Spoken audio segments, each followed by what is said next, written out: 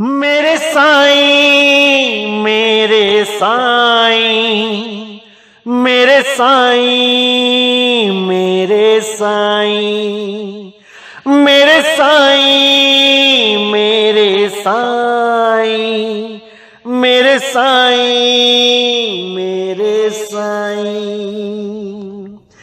तुम ही मेरी माता, तुम ही मेरे पिता हो, तुम ही मेरी माता, तुम ही मेरे पिता हो,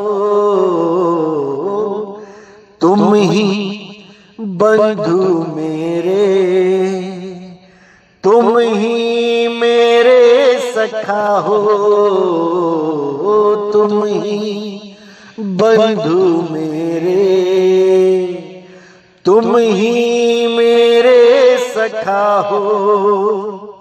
नहीं कोई है दूजा, नहीं कोई है दूजा, तेरे सिवा जीवन में।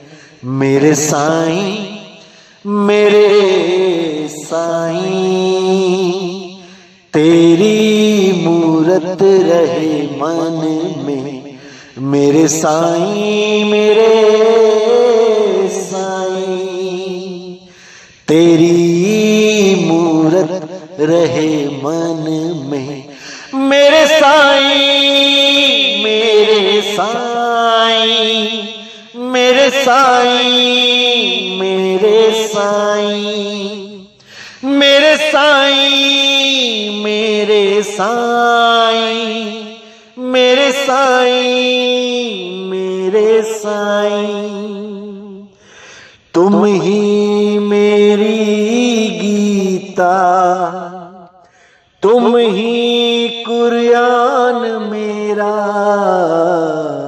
तुम ही मेरी गीता, तुम ही कुरान मेरा,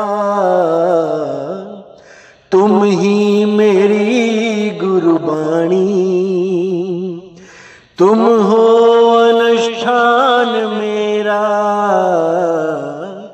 तुम ही मेरी गुरबाणी, तुम ही अनुष्ठान मेरा। ये तन मन तुमको अर्पण, ये तन मन तुमको अर्पण, पाऊं सुख समर्पण में। मेरे साईं मेरे साईं, तेरी मूरत रहे मन में। मेरे साईं मेरे साईं, तेरी मूरत रहे मन में। मेरे साईं मेरे साईं मेरे साईं मेरे साईं मेरे साईं मेरे साईं मेरे साईं मेरे साईं। नमस्कार मेरे प्यारे भाइयों, मेरे परम पिता परमात्मा के प्यारे जीव हंसों। मैं बंदी छोड़ से यही अरदास करता हूं कि आप सब मेरे भाइयों का इतना विवेक बढ़ जाए कि मेरी कही एक एक बात को अच्छी तरह विचार करके, समझ के, बूझ के सत्य सत्य का निर्णय कर पाओ। मैं बस यही अरदास करता हूं मालिक से, यही अरदास करता हूं बंदी छोड़ से।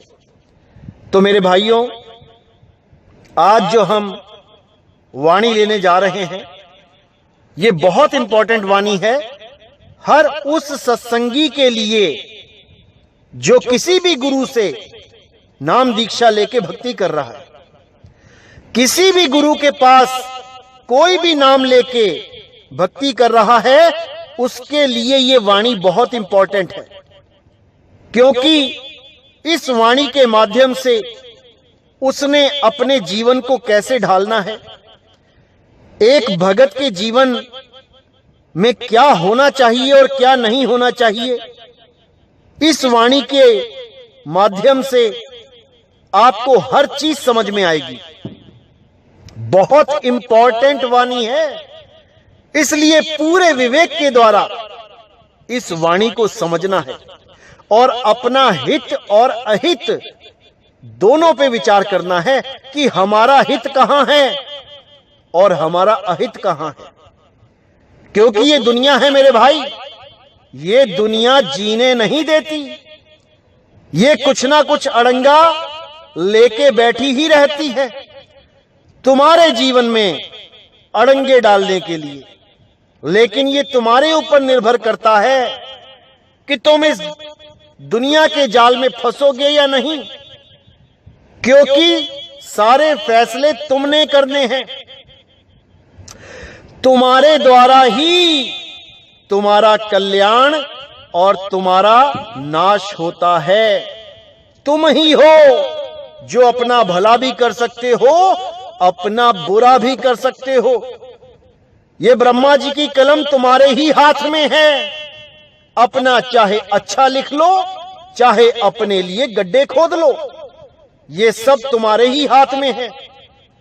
तो आज की जो वाणी बताई जा रही है, इस पे पूरा विचार करना है और एक एक बात को अच्छी तरह समझना है। क्योंकि अब आप सत्संग से जुड़ रहे हैं, आपको पता होना चाहिए कि सत्संग से जुड़ने के बाद भी, नाम दीक्षा लेने के बाद भी आपने क्या करना है और क्या नहीं करना है, किन बातों पे ध्यान देना है, किन बातों पे बिल्कुल ध्यान नहीं देना है। क्योंकि नाम दीक्षा का मकसद होता है सूरत को स्थिर करना। नाम दीक्षा ली ही इसीलिए जाती है कि हम अपनी सूरत को मालिक के चरणों में स्थिर कर सकें, ना कि नाम दीक्षा इसलिए ली जाती है कि आपके पासपोर्ट पे ठप्पा लग गया है, अब आपकी मुक्ति होनी ही होनी है। ऐसा नहीं होता भाई, सारा खेल सूरत का है। अगर सूरत संसार में फंस गई तो भाई मालिक से दूर है, और अगर सूरत स्थिर हो गई तो मालिक दूर नहीं है। इसीलिए साहिब ने बोला, अरे सूरत फंसी संसार में, ता से पड़ गई दूर, सूरत बांध स्थिर करो, आठों पहर हुजूर। अब ये कैसे स्थिर करनी है, क्या करना है, ये तो भेदी गुरु बता देगा, लेकिन स्थिर करना तो आपने है।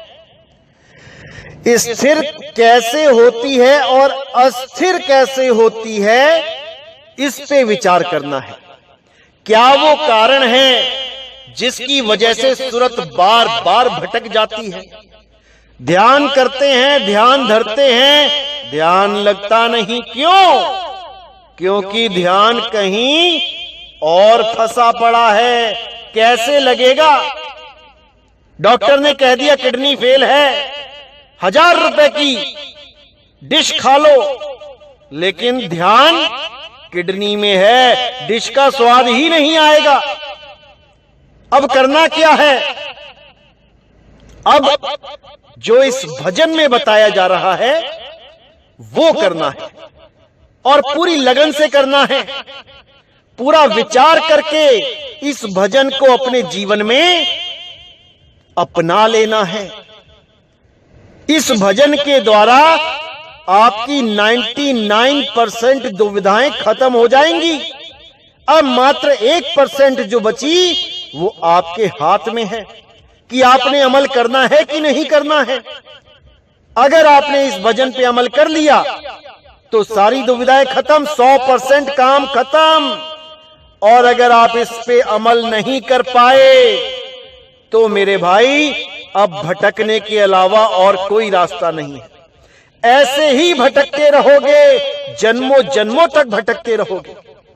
इसलिए कबीर साहब की इस वाणी पे पूरा विचार करना है। तो आइए सुनते हैं क्या कहती है वाणी।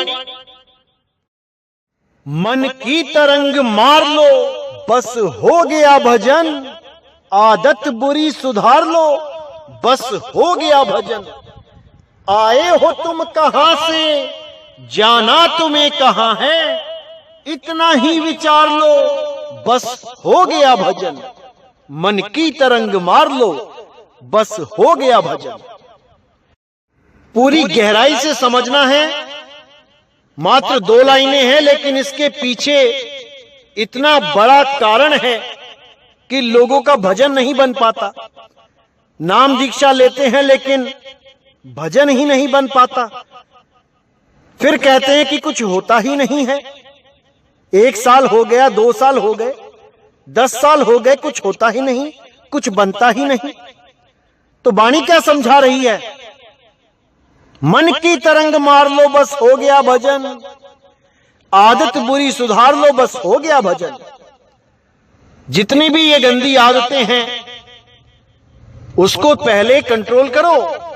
मीट खाते हो मीट छोड़ो, दारू पीते हो दारू छोड़ो, बीड़ी सिगरेट जर्दा तंबाकू गांजा भांग अफीम कुछ भी नशीली चीजें हैं उसको छोड़ो। उसके बाद सूरत को स्थिर करना सीखो। अब छोटी सी बीड़ी तुम्हारी सूरत को भगा भगा के गलियों में दुकानों पे धक्के खिलवा रही है, तो भजन क्या बनेगा? तो सूरत कैसे स्थिर होगी? इसीलिए बोला कि मन की तरंग मार लो बस हो गया भजन, आदत बुरी सुधार लो बस हो गया भजन। ये मन 10 बार बोल दे दिन में कि आज दारू पीते हैं, नहीं पीना। बार बार बोले बीड़ी पीनी है, नहीं पीनी। बार बार बोले गांजा पीना है, नहीं पीना। फिर देखो क्या होता है। एक दिन परेशान होगा, दूसरे दिन परेशान होगा, तीसरे दिन होगा, धीरे धीरे धीरे धीरे स्थिर होने लग जाएगा। धीरे धीरे सूरत स्थिर होने लग जाएगी, मन का साथ छोड़ देगी और फिर सूरत शब्द में स्थिर होना शुरू हो जाएगी। तो कहते हैं मन की तरंग मार लो बस हो गया भजन, आदत बुरी सुधार लो बस हो गया भजन। आए हो तुम कहां से, जाना तुम्हें कहां है, इतना बस विचार लो हो गया भजन। तुम इस देही में आए कहां से हो और देही छोड़ के कहां जाओगे, तुम इस पे विचार कर लो बस हो गया भजन। कहां परमात्मा को ढूंढने के लिए बाहर भटक रहे हो, कहां गलियों गलियों में नदियों नालों में ढूंढ रहे हो, कहां बन बन में ढूंढ रहे हो। अरे भाई, वो तुम्हारी आत्मा में विराजमान है, वो तुम्हारे घट में है और तुम उसे बाहर ढूंढते हो। वो ऐसे कभी नहीं मिलने वाला। उसको खोजना है तो पहले खुद की खोज करो। खुद को जानो मैं क्या हूं। क्या मैं 5 तत्वों का शरीर हूं? बिल्कुल नहीं। जब तक मैं खुद को नहीं जान पाया तब तक मैं परमात्मा को नहीं जान पाऊंगा, क्योंकि मेरा परमात्मा मेरी आत्मा में वास करता है। अरे तेरा साईं तुझ में है, जाग सके तो जाग। तेरे शरीर में नहीं है, तेरी आत्मा में है। पहले आत्मा का ज्ञान पकड़ो, आत्म ज्ञान को जानो, आत्म ज्ञान को पहचानो, तब जाके उस मालिक का दीदार होगा। इससे कोई फर्क नहीं पड़ता कि आप हिंदू हो, आप मुसलमान हो, आप सिख हो, आप ईसाई हो। अरे भाई, जो हड्डी हिंदू में है वही हड्डी मुसलमान में है, जो खून हिंदू में है वही मुसलमान सिख ईसाई में है। जो 5 तत्वों का शरीर हिंदू ने लिया है वही 5 तत्वों का मुसलमान सिख ईसाई लेके बैठे हैं। लेकिन इन सब में से कोई भी शरीर नहीं है। शरीर तो एक रथ है और उस रथ को चलाने वाला ये जीवात्मा है। इसी को गीता में शर पुरुष और अक्षर पुरुष कह के बयान किया गया है कि हे अर्जुन, इस संसार में दो प्रकार के पुरुष हैं, एक शर और एक अक्षर। शर पुरुष तो सबके शरीरों को मानो जो नाशवान हैं, और अक्षर अविनाशी उस जीव को मानो जो इन रथों का, जो इन शरीरों का स्वामी है। यही ओम और सोहम कहलाते हैं। इसी को गरीबदास जी ने बोला है, ओहम काया मरमर जाए, सोहंग फिर गोता खाए। ये काया जब छूटती है तो जीव को समझ नहीं आता कि अब क्या किया जाए, क्योंकि वो अपने स्वरूप को ना जानकर अपने आप को शरीर मान बैठता है। और जब शरीर मानता है तो शरीर खत्म होने का भय भी होता है, क्योंकि जीव अवस्था में भय खत्म हो ही नहीं सकता। जीव अमर अविनाशी है, लेकिन भय में रहता है, निर्भय नहीं है। इसीलिए साहिब ने बोला, जीव सोई जो जुग जुग जीवे, उत्पत परलय माही, देह धरे भर में 84, निर्भय कब हूं नाही। अब इसको निर्भय पद में लाने के लिए क्या करना है, इसके पद को उच्च कर देना है। यानी अब तीसरे पुरुष का जिक्र करते हुए गीता में बोला गया, हे अर्जुन, इन दोनों में से पूजनीय कोई नहीं है, उत्तम पुरुष तो अन्य है। वो तीसरा पुरुष कौन है? वो शुद्ध चैतन्य स्वरूप आत्मदेव है, और उसी आत्मदेव में परमात्मा का वास है। इसी को समझना है। जब तक ये सूरत शरीर को पकड़ के बैठी है, ये अज्ञानता में है, और जब ये सूरत शब्द गुरु को पकड़ लेती है तो ये ज्ञान में आ जाती है। अब इसी को समझना है। इसी का भेद बताते हुए कबीर साहब ने बोला कि ये जो अक्षर सूरत है, ये अज्ञानता की नींद में डूबी हुई है। इसी को कबीर सागर में सृष्टि रचना के आधार पर समझाया गया कि अक्षर पुरुष जो है उसे नींद आ जाती है, और नींद में काल भगवान की उत्पत्ति हो जाती है, यानी शरीर उत्पन्न हो जाता है। इसी को कबीर साहब ने बार बार समझाया कि जब तक ये अक्षर पुरुष सोता रहेगा, बार बार सोता रहेगा, ये काल भगवान बार बार पैदा होता रहेगा। इसीलिए साहिब ने बोला, अब तू जाग जा, अब तू ज्ञान में आ जा। जागने का मतलब है ज्ञान में आ जाना, और सोने का मतलब है अज्ञान दशा में रह जाना। तो साहिब कहते हैं, अक्षर पुरुष अगर दोबारा सो जाएगा तो ये काल फिर पैदा हो जाएगा। यानी ये सूरत अगर अज्ञान में रह गई तो दोबारा से देह छोड़ के दोबारा देह पकड़ लेगी। इसीलिए साहिब कह रहे हैं, मैं कहता हूं जागत रहियो और तू जाता है सोई रे, तेरा मेरा मनवा कैसे एक होई रे।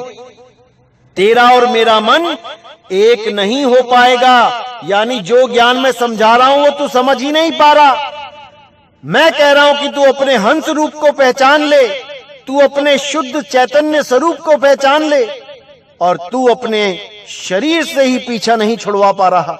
तू अपने आप को आदमी और औरत मान रहा है, तेरा क्या हाल होगा अंत में।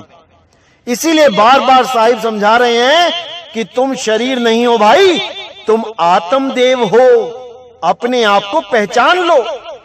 यही कृष्ण जी बार बार समझा रहे हैं अध्याय 2 में कि हे अर्जुन, ये जितने भी राजा महाराजा सामने खड़े हैं, इनको शरीर मत समझना, ये आत्मदेव हैं। ऐसा कोई समय नहीं था जब ये नहीं थे, और ऐसा कोई समय नहीं आएगा जब ये नहीं होंगे। कैसे नहीं होंगे? आत्म स्वरूप में नहीं होंगे। ऐसा कोई समय नहीं आएगा जब ये आत्म स्वरूप में नहीं होंगे। ये शरीर तो नाशवान है, ये तो अभी युद्ध में सारे शरीर खत्म हो जाएंगे, लेकिन फिर भी आत्मा का बाल बांका नहीं होगा, क्योंकि आत्मा को ना तो कोई शस्त्र काट सकता है, ना अग्नि जला सकती है, ना वायु सुखा सकती है, और ना ही जल इसको भिगो सकता है। इसलिए केवल अपने आत्म स्वरूप को पहचानो और जन्म मरण से मुक्त हो जाओ। यही मूल ज्ञान है, यही गीता का सार है, जो हम सब नहीं समझ पा रहे हैं। अध्याय 2 पढ़ के देखिए क्या लिखा है उसमें, और उस पे अमल कीजिए। तो आगे क्या कहती है वाणी? कोई तुम्हें बुरा कहे तुम सुनकर करो क्षमा, वाणी का सुर संभाल लो, बस हो गया भजन। मन की तरंग मार लो, बस हो गया भजन। अब यहां साहिब ने बिल्कुल क्लियर कर दिया कि कोई तुम्हें बुरा कहे, सबसे इंपॉर्टेंट बात यही है मेरे भाइयों, क्योंकि हमारी जो सूरत है वो स्थिर इसलिए नहीं हो पाती क्योंकि हमें परमात्मा से ज्यादा दुनिया की चिंता रहती है। हमें यह नहीं लगता कि मैं भजन पे नहीं बैठूंगा या मैं भक्ति नहीं करूंगा तो परमात्मा क्या कहेंगे। हमें इससे ज्यादा फर्क पड़ता है कि हमारे बारे में दुनिया ने क्या कह दिया। हाय किसी ने मुझे कहीं गाली तो नहीं दे दी, हाय किसी ने मेरी कहीं बेइज्जती तो नहीं कर दी, हाय किसी ने मेरे लिए कहीं कुछ गलत तो नहीं बोल दिया, मेरी इज्जत का क्या बनेगा। ऐसे जो विचार मन में आते हैं यही तुम्हारी सूरत को टिकने नहीं देते। साहिब कह रहे कोई तुम्हें बुरा कहे तुम सुनकर करो क्षमा। एक सत्संगी का जीवन कैसा होना चाहिए? अगर कोई उसके बारे में झूठ सच बोल भी देता है, खुंदक में आके या मानो गुस्से में आके अगर किसी ने तुम्हारे बारे में बुरा बोल भी दिया तो तुम्हारा क्या चला गया, क्या बुरा हो गया तुम्हारा? अरे 52 अक्षर ही हैं। जब वो तुम्हारी तारीफ कर रहा था तब तुम्हारा मन खुश हो रहा था, और जब उसी आदमी ने तुम्हें 4 बातें सुना दी तो तुम्हारा मन दुखी हो गया। इसका मतलब कि तुम अभी मन से ऊपर उठे ही नहीं हो। अभी तुम्हें सुख और दुख यानी मन के नीचे की अवस्थाएं विचलित कर रही हैं। अभी तुम आत्मज्ञान की ABCD भी कवर नहीं कर पाए और बातें कर रहे हैं बड़ी बड़ी।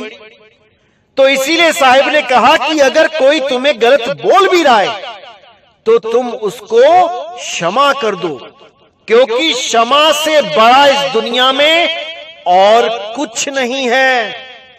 जो सबसे बड़ा दान है वो क्षमा दान है। अगर आप किसी को क्षमा करोगे तभी मालिक आपको क्षमा करेंगे। अरे आपने कितने पाप किए हैं, आपने कितने लोगों का दिल दुखाया है, अगर गिनने में आ जाओगे तो पूरा जीवन निकल जाएगा।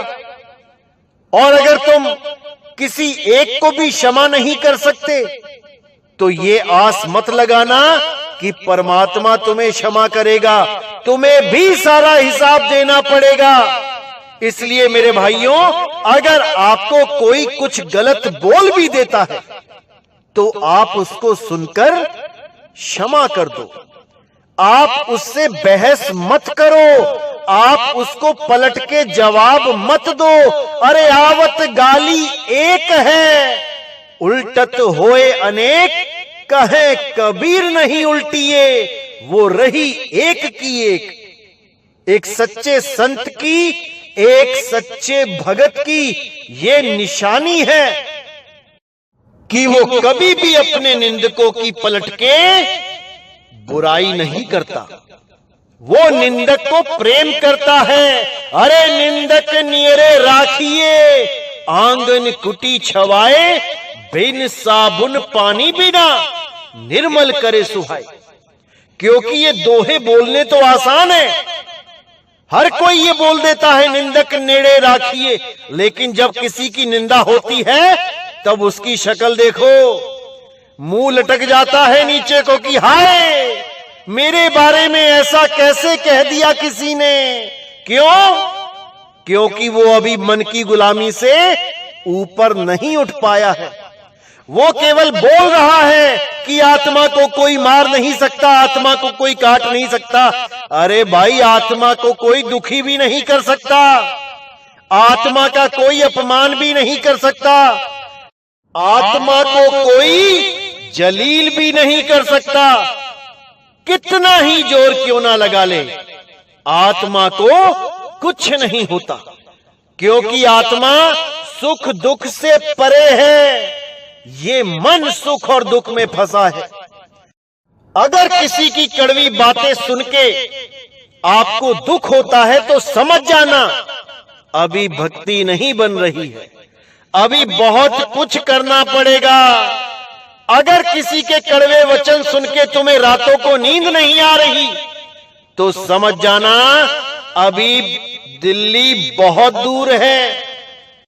याद रखना मेरे भाइयों, खोद खाद धरती सहे और कांट छांट बनराए, कटु वचन साधु सहे और से सहा ना जाए।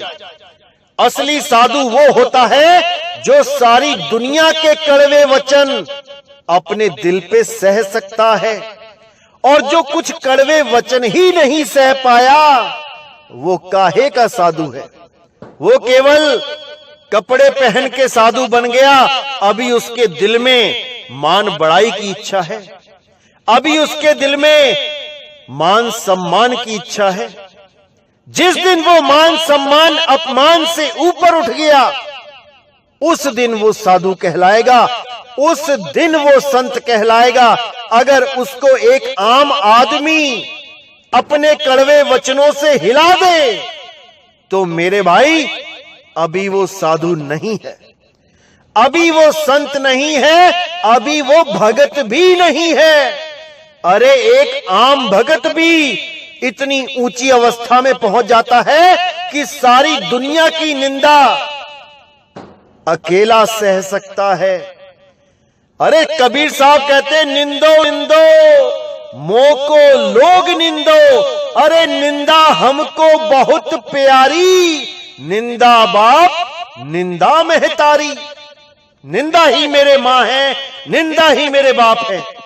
मुझे जितना निंदना है निंदा कर लो, क्योंकि हमारे कपड़े निंदक धोवे, हमारे मैले कपड़े केवल निंदक धो सकता है।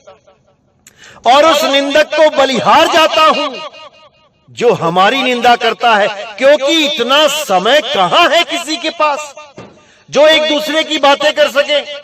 लेकिन वो निंदक अपने सारे काम धाम छोड़ के हमारी निंदा कर रहा है। धन्य भाग हमारे जो ऐसा निंदक हमें मिला, जो दिन रात मेरा नाम जप रहा है। कितना प्रेम करता है वो अंदर, कोई नहीं जान सकता उसके प्रेम को। दिन रात उसे केवल हमारे ही सपने आते हैं कि मैं कैसे करके पूरा दिन इसकी निंदा कर दूं, पूरा दिन इसके नाम को बदनाम करूं। सोचो कितना प्रेम है उसके दिल में। तुम्हारे अलावा वो किसी को चाहता ही नहीं है। अपनी मां को भूल गया, अपने बाप को भूल गया, खाना पीना नौकरी दुकान चाकरी सब भूल गया, केवल तुम्हें याद कर रहा है। सोचो कितना प्यार है उसके दिल में। ऐसा बंदा मिलेगा कहीं जो सब कुछ छोड़ के केवल तुम्हें याद कर रहा है। वही तुम्हारा हितैषी है, वही तुम्हारा सच्चा प्रेमी है। जैसे राम को इतना तो शबरी ने भी याद नहीं किया होगा जितना रावण याद करता था। दिन रात एक ही काम था, राम राम राम, बस, और उसे कुछ याद नहीं रहता था। इसी प्रकार हमारे निंदक हमारे सबसे प्रिय मित्र हैं। उनसे ज्यादा प्यारा हमें कोई नहीं, कोई नहीं। और जिसने भी हमसे नाम लिया हुआ है उसको भी अगर हमारी निंदा सुनने को मिलती है तो उसको हजम करो, उसको हजम करो। विचलित नहीं होना है, नाराज नहीं होना है, गुस्सा नहीं आना चाहिए किसी पर भी। केवल तरस आना चाहिए, केवल तरस आना चाहिए। तरस खाओ उन लोगों पे जो निंदा कर रहे हैं। तुम्हारे मुंह से कोई कड़वा वचन नहीं निकलना चाहिए। मुझे कभी भी ऐसा पता नहीं लगना चाहिए कि हमारा कोई शिष्य किसी निंदक से कहीं बहस कर रहा है। बिल्कुल भी नहीं। ये काम एक सच्चे कबीर पंथी का हो ही नहीं सकता। जो भी कबीर पंथ में है, इस भजन को अच्छी तरह समझ लो। इस भजन को अपने जीवन में ढाल लो, क्योंकि ये पहली सीढ़ी है। अगर इतना भी तुम नहीं कर पाए तो मेरे भाई आगे भक्ति बन ही नहीं पाएगी। क्योंकि जैसे ही तुम सूरत को स्थिर करना शुरू करोगे, कोई ना कोई काल का दूत आके तुम्हें एक गाली दे देगा और तुम्हारी सारी भक्ति जीरो। क्योंकि तुम्हें ज्यादा परेशानी इसमें है कि मुझे गलत क्यों बोल दिया। इसमें परेशानी नहीं है कि मुझे परमात्मा क्यों नहीं मिल रहा, वो सब भूल जाओगे। अब इस पे दिमाग चला जाएगा पूरा दिन कि मुझे गलत कैसे बोल दिया, मेरे गुरु को गलत कैसे बोल दिया। अरे किसी का मुंह कोई नहीं पकड़ सकता। जो बोल रहा है बोलने दो। तुम केवल अटल होके अपनी सूरत को अपने शब्द गुरु में लीन रखो। यही तुम्हारा मकसद है। तुम्हारा मकसद यहां पर किसी को गलत साबित करना नहीं है। तुम्हारा मकसद यहां पर किसी से बहस में जीतना नहीं है। तुम्हारा मकसद केवल और केवल परमपिता परमात्मा की साधना करना है। केवल परमात्मा को पाना तुम्हारा मकसद है। यहां पे झगड़े करने नहीं आए हो तुम। अरे किसी ने किसी को कुछ बोल दिया, मुझे ही किसी ने कुछ गलत बोल दिया, तो शांत रहो। शांति में ही शांति है। एक चुप 100 सुख। अगर तुम पलट के जवाब दोगे तो वहां से 1 के 4 जवाब आएंगे। फिर तुम 4 के 16 करोगे, वहां 16 से 16,000 आ जाएंगे और तुम इसी रासलीला में उलझ जाओगे। इसलिए मेरे भाई, जो कोई बोलता है उसे बोलने दो और तुम वो करो जो यहां करने आए हो। इसीलिए साहिब ने बोला, कोई तुम्हें बुरा कहे तुम सुनकर करो क्षमा, वाणी का सुर संभाल लो, बस हो गया भजन। वाणी का सुर संभाल लो यानी अपनी आवाज पे कंट्रोल रखना। कोई ऐसा वचन मत बोल देना कि निंदक को दुख लग जाए, क्योंकि निंदक के भी हृदय में परमात्मा है। उसकी आत्मा में भी परमात्मा है। उसको भी अगर आपने दुखी किया तो समझ लो परमात्मा को दुखी कर दिया। इसलिए किसी को दुखी नहीं करना। अपने लक्ष्य पे, अपने मकसद पे फोकस रखना है। जो आप करने आए हो बस वही करते जाओ। कौन क्या कह रहा है छोड़ दो। नहीं अच्छा लग रहा मत सुनो। अगर सुन भी रहे हो तो देखो कि इसको सुनकर भी मैं स्थिर रह पा रहा हूं कि नहीं। ये तो सबसे बढ़िया मीटर मिल गया तुम्हें। गुरु की निंदा सुन रहे हो, कोई बात नहीं, सुनो, लेकिन अपने मन को देखो कि विचलित तो नहीं हो रहा। तुम्हें क्रोध तो नहीं आ रहा उसके ऊपर जो तुम्हारे गुरु के बारे में गलत बोल रहा है। बिल्कुल नहीं आना चाहिए। अगर आ रहा है इसका मतलब अभी तुम में बहुत कमी है। अभी बहुत कुछ करना पड़ेगा तुम्हें इस मन को स्थिर करने के लिए। तो आगे साहिब क्या कह रहे हैं, अच्छी तरह समझ लो और इसे जीवन में धारण कर लो। क्योंकि मेरे भाइयों, ये जितने भी विरोधी हैं ये सब हमारे लिए ही तो काम कर रहे हैं। ये सब परमात्मा के प्रचार में ही तो लगे हुए हैं।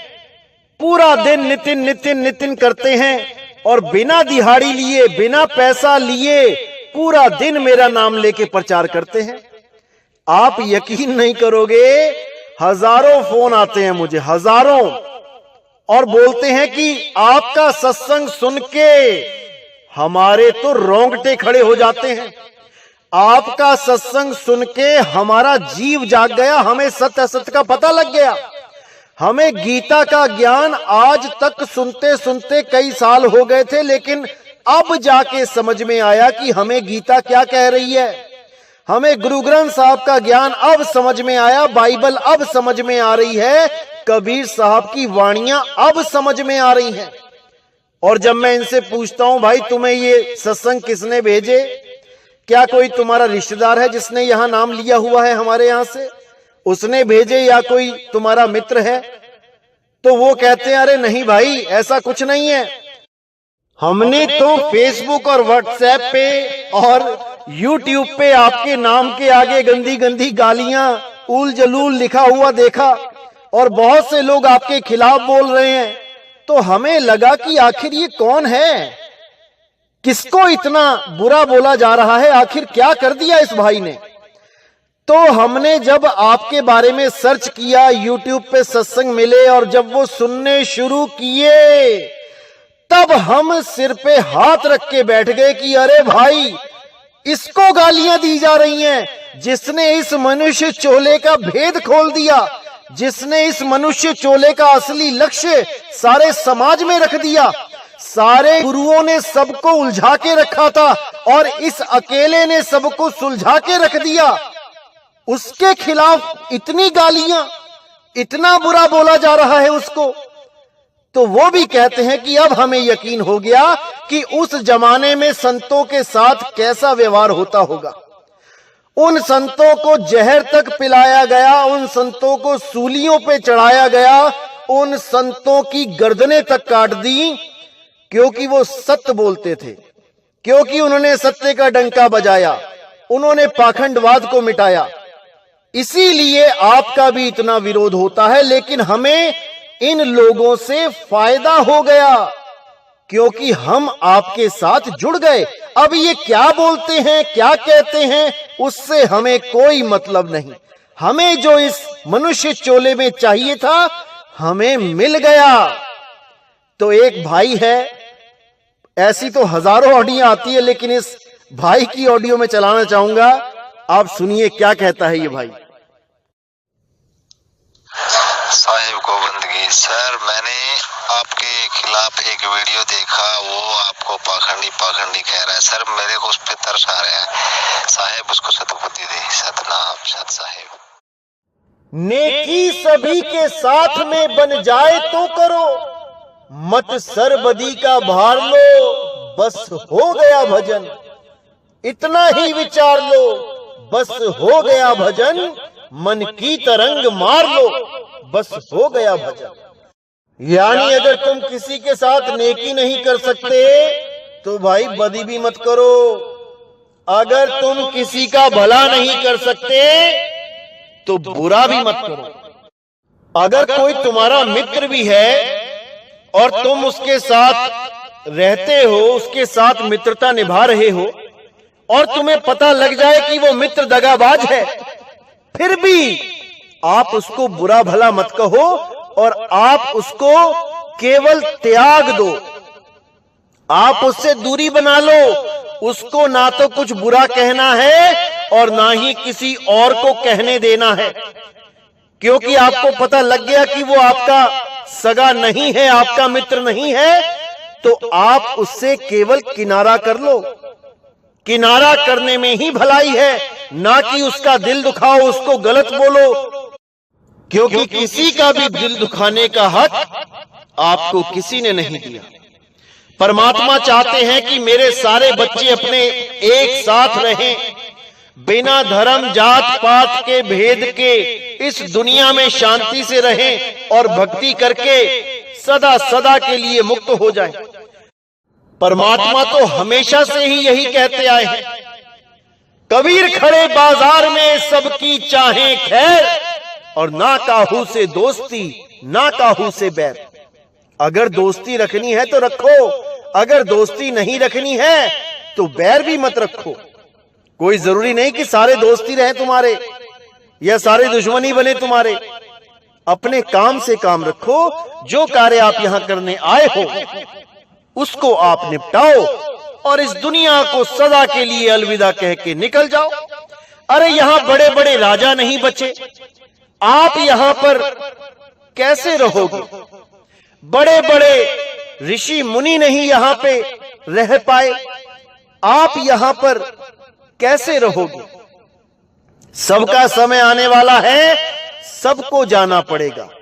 जाने से पहले बस एक काम पूरा करके जाना है कि हमारी सूरत शब्द में टिक जाए, बस। इसके अलावा कोई मान अपमान हानि लाभ मकान दुकान, अरे भैया कुछ साथ नहीं जाने वाला, सब यहीं रह जाएगा। आज बड़े बड़े मान सम्मान प्राप्त कर रहे हो, कल को तुम्हारी फोटो के ऊपर माला पड़ जाएगी। और आज यहां पर तुम्हें लग रहा है कि हाय मुझे ऐसे बोल दिया वैसे बोल दिया, मुझे गालियां दे दी, कल को वही लोग तुम्हारी तारीफ करेंगे जब तुम इस दुनिया से चले जाओगे। वही लोग कहेंगे बहुत अच्छा था, बहुत बढ़िया बंदा था। उससे कोई फर्क नहीं पड़ता। तुम यहां पर मान और अपमान इकट्ठा करने नहीं आए हो, तुम यहां पर केवल अपना बिगड़ा हुआ कार्य संवारने आए हो। जो सूरत तुम्हारी भटक गई है उसको स्थिर करने के लिए आए हो।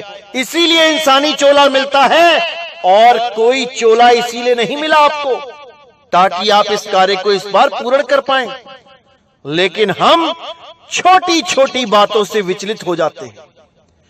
इसलिए मेरे भाइयों, अच्छी तरह इस चीज को समझ लो कि इन चक्करों में नहीं पड़ना है। कोई कुछ बोलता है, बोलने दो, उसका मुंह है, परमात्मा ने उसको बोलने की ताकत दी है। वो अच्छा बोल रहा है या बुरा बोल रहा है, वो सच बोल रहा है या वो अपने मन की भड़ास निकाल रहा है, झूठ बोल रहा है, बिना सबूतों के बात कर रहा है, करने दो, तुम्हें कोई फर्क नहीं पड़ना चाहिए। तुम केवल भक्ति करो, अपने मालिक को याद करो, बाकी सब उस परमात्मा पे छोड़ दो। वो बद्दी छोड़ है, वो जानी जान है, वो सब जानता है। तो आगे क्या कहती है वाणी?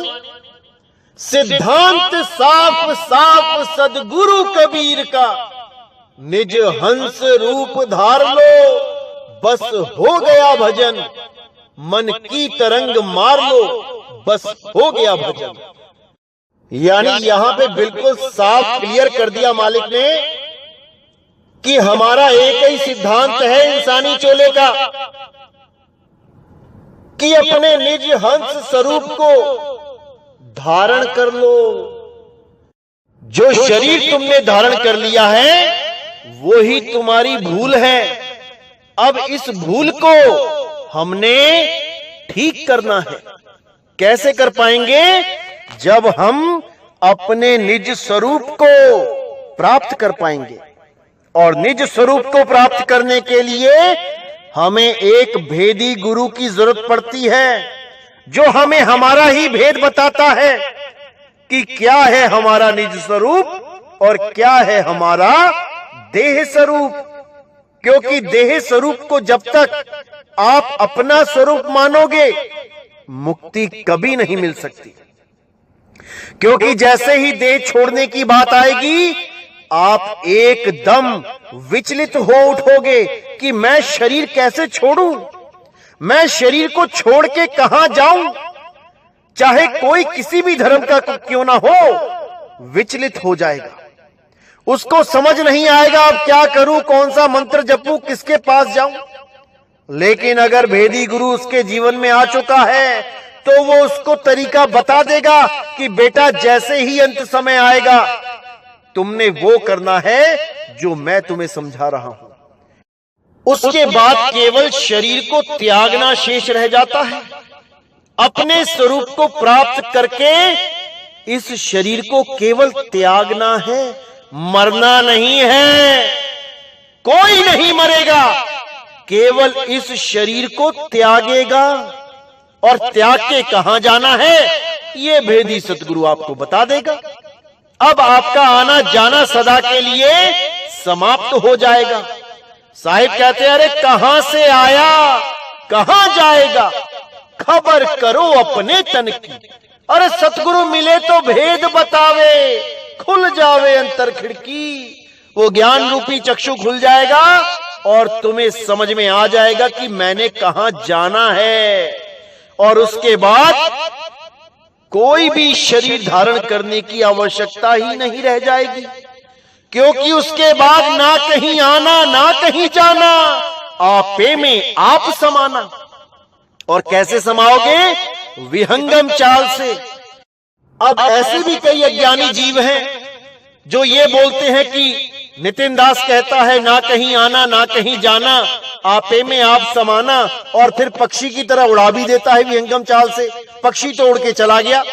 अरे मेरे भाई, पक्षी तो पहले ही उड़ के गलत जगह बैठा हुआ है। इसको यहां से उड़ाना है जहां पर ये बैठ गया है, और कहां पहुंचाना है? जहां पे उसका निज स्वरूप है।